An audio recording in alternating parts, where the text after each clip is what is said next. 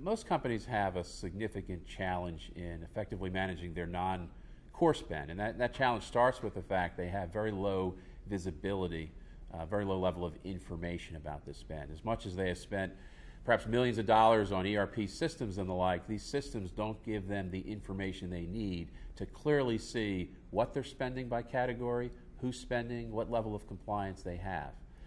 Even with the right information, the challenge is that spend is owned in a very fragmented manner in these companies. There are hundreds of individuals who may make buying decisions with respect to that spend, and often no one single individual who controls all of it.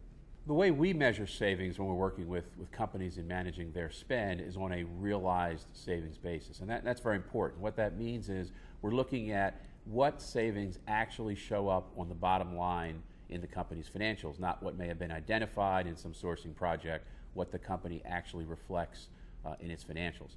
What drives those savings are the market intelligence that we bring to the process and the fact that we manage this spend completely end to end. So we do ensure that it ends up being reflected on the financials. I think most clients outsource in this area for two reasons. First, they realize that managing non-core spend is really not a strategic focus for them. And secondly, they realize that they need a sustainable program.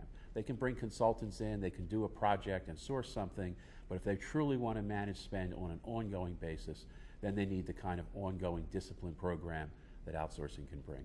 It's very important to have executive sponsorship and engaging in an outsourcing endeavor in this area, precisely because this type of spend is so fragmented within the company. So there's so many different areas and pockets, divisions, plants and factories where individuals are making decisions which, left to their own, they'll go in all different directions. If you don't have a senior executive who's looking through that, who can cut through some of the organizational and political challenges, you simply won't get the effectiveness that you need.